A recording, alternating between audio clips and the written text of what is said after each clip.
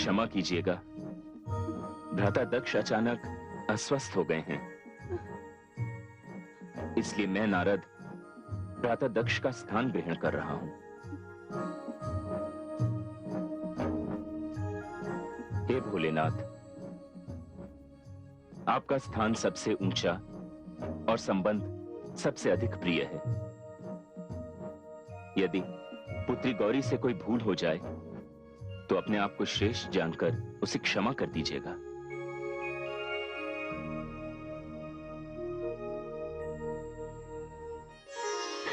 अपने पिता को क्षमा कर देना पुत्री, क्योंकि वे नहीं जानते कि कन्या के अक्षरों में कितनी शक्ति होती है। आज उनका अभिमान पराजित हो गया, उनका अहंकार चूर चूर होकर बिखर चुका है। अब उनके पास घृणा करने के लिए बचा ही क्या है। जा मेरी लाडली जा, अपना घर बसा, ससुराल जाकर अपनी मायके को न भूल जाना। माँ, अपनी माता को मत भुलाना।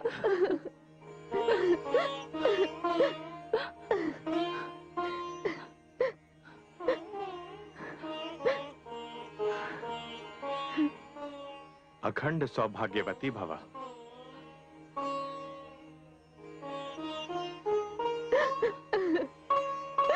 गौरी, गौरी, चल पुत्री। जाओ गौरी। आइए भोलेनाथ। तायाश्री, आपने सचमुच पिता का धर्म निभाया है। आपका ये ऋण रहा मुझ पर। पुत्री, तू मां के घर से प्रसन्नता और सुख के पुष्प लेकर जा, ऋण का बोझ नहीं।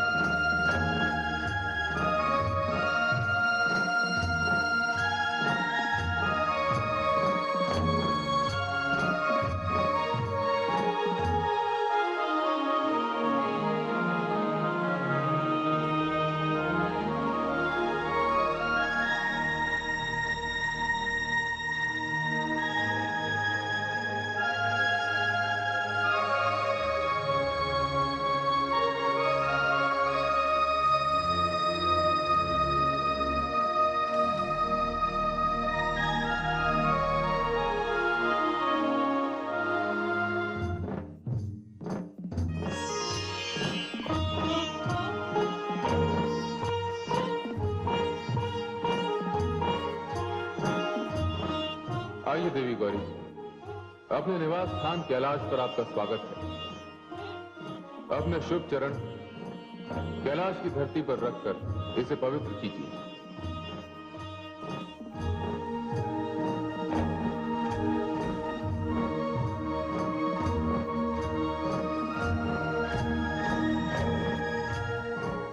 मैं आप सबका आभारी हूं। आपने बारात में सम्मिलित होकर मेरा मान बढ़ाया है। इस बारात में सम्मिलित होकर हम सब ने अपना मान बढ़ाया है।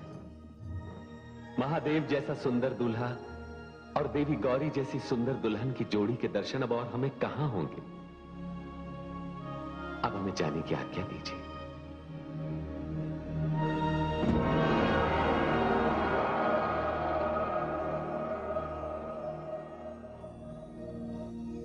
कहिए देवी, कैसा लगा आपको अपना नया निवास स्थान? स्वामी, आपने मुझे अपने हृदय में स्थान दिया। आपके हृदय से अधिक सुंदर स्थान भला क्या हो सकता है? नहीं देवी, मेरा तात्पर्य यह नहीं था, किंतु आपके पिता श्री दक्ष इस बात से चिंतित अवश्य होंगे कि उनकी पुत्री हिम से ढके कैलाश पर कैसे रहेगी। जैसे आप रहते हैं। देवी, जब तक पुरुष अकेला रहता है वो अपने निवास स्थान की ओर ध्यान नहीं देता, किंतु अपनी अर्धांगिनी को लाने से पूर्व उसे अपने निवास स्थान की व्यवस्था कर लेनी चाहिए।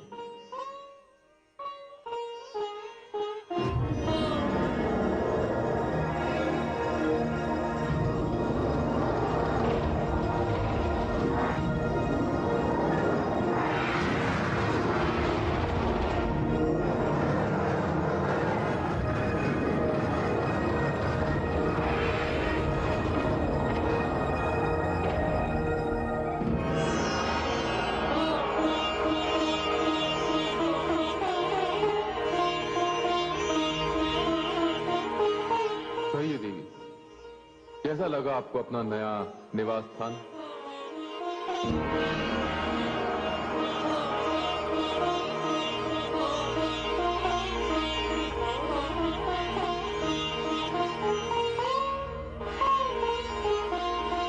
हे महादेव, यदि आप आज्ञा दी तो स्वामिनी को मैं साथ ले जाऊं?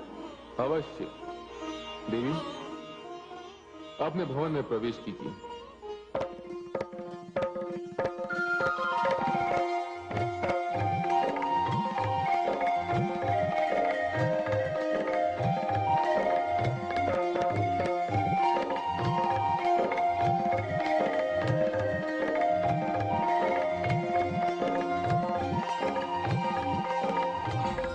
केवल आपका मान रखने के लिए मैंने पुत्री गौरी का विवाह शिव के साथ किया।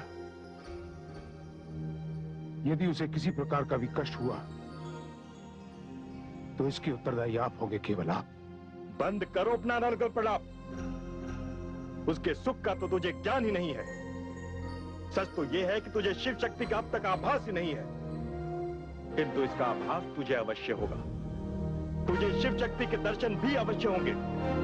कभी कभी मुझे आश्चर्य होता है, मैंने तुझसे पहले संकादिक ऋषियों की रचना की, नारद की रचना की, मनु को इस संसार में लाया, उसके पश्चात के मानव भी, किंतु तेरे जैसा हठी, अहंकारी और आडंबर में विश्वास रखने वाला इनमें से एक भी नहीं। अब मैं चलता हूं।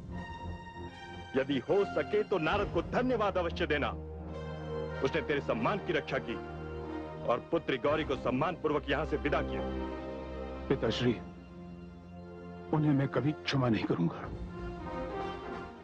वही इसके सबसे बड़े कारण है।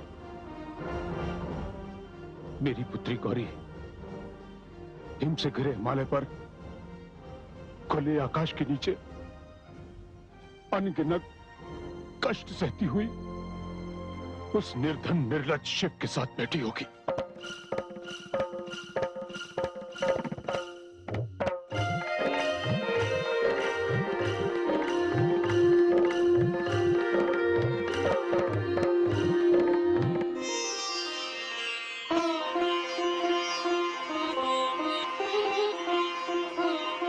महादेवी सती, ये त्रिलोकीनाथ भगवान शिव का शक्ति कक्ष है। इस कक्ष के भीतर आपके अतिरिक्त किसी और को जाने का अधिकार नहीं है और ना ही किसी में इस कक्ष के भीतर जाने की क्षमता है।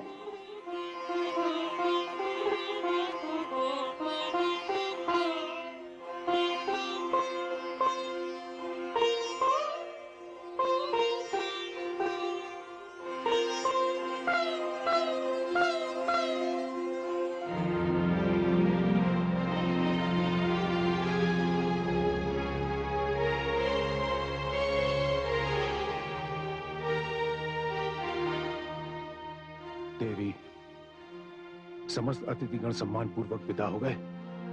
जिन्हें आपने निमंत्रण देकर बुलाया था, उन्हें पुत्री की विदाई से पहले ही आपने बुला दिया। अतिथियों को घर बुलाना और उनसे ना मिलना क्या कोई क्षम्य कार्य था? परंतु आपको कौन समझाए? आप ना तो अच्छे पिता होने का धर्म निभा सके और ना ही अच्छे अतिथि सत्कार करने वाले का। देवी, शांत हो जाइए स्वामी। और वैसे भी आपको शांति तो मिल ही चुकी होगी। संसार में आज तक ऐसा कभी नहीं हुआ कि कोई भी पुत्री अपने पिता के द्वार से इस प्रकार विदा हुई हो। विदाई के समय पिता घर में था और पुत्री उससे मिल न सकी, उसे देख न सकी। वो रोती बिलखती अपने हृदय में उदासी का भार लिए चली गई। देवी, मैंने जो भी किया उचित किया। जो जिस योग्य था मैंने उसके साथ वैसा ही व्यवहार किया। और सत्य तो यह है कि मुझे गौरी के इस प्रकार विदा होने का तनिक भी दुख नहीं है। आपको दुख क्यों होगा? आप आदि प्रजापति ब्रह्मा जी के पुत्र जो ठहरे, श्रेष्ठ प्रजापति, प्रकांड पंडित, महान विद्वान। आप मुझ पर व्यंग कर रही हैं देवी। मैं आप पर व्यंग कैसे कर सकती हूँ? यदि सभी पिता अपनी कन्याओं के साथ इसी प्रकार व्यवहार करने लगे तो विधाता कन्याओं को जन्म देना ही बंद कर देगा। देवी, आप और आ गई हैं। आपकी मानसिक दशा ठीक नहीं है। मेरी मानसिक दशा कैसे ठीक हो सकती है, जिसने कुछ ही समय पूर्व अपनी लाडली पुत्री को बिना पिता के आशीर्वाद के विदा किया है। आपकी मानसिक दशा तो ठीक है ना, आप उसी में संतुष्ट रहिए। मैं तो हाथ जोड़कर सहस्रों बार भगवती परमेश्वरी को नमस्कार करती हूँ कि उनकी कृपा से मेरी पुत्री सकुशल अपने पति के घर चली गई।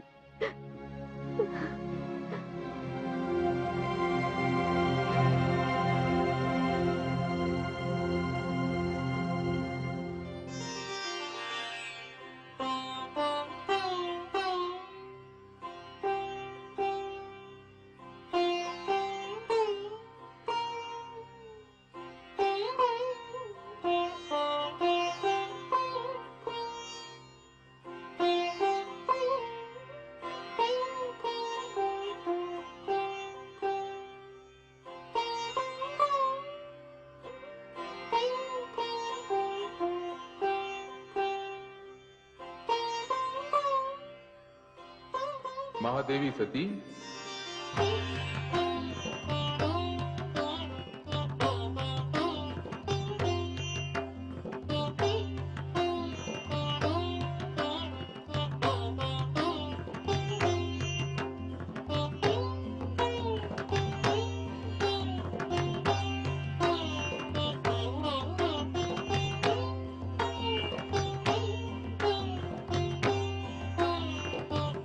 शक्ति कक्ष में आपका स्वागत है देवी।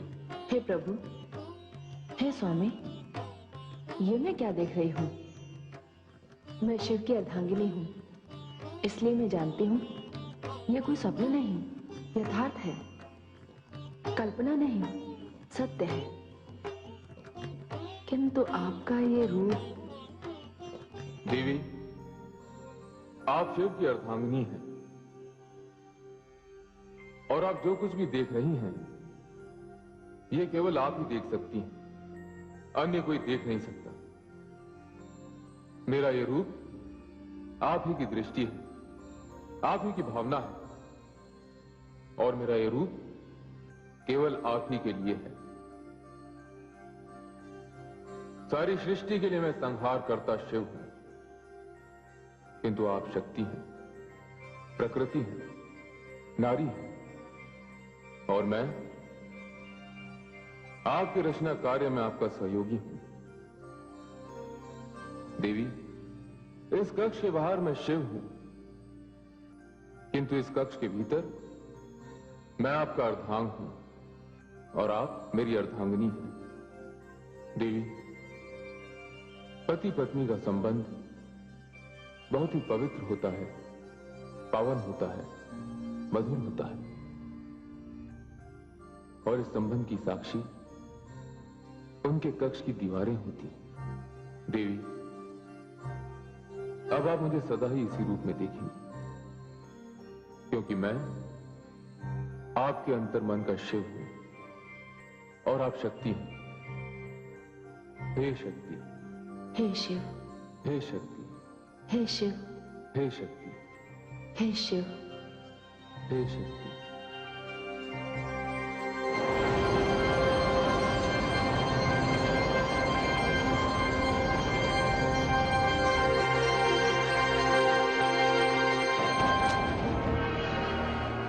नारायण नारायण।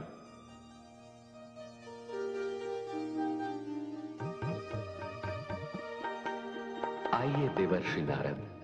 आपने अपने सेवक को याद किया प्रभु। भ्राता दक्ष के यहाँ मुझसे कोई त्रुटि तो नहीं हो गई?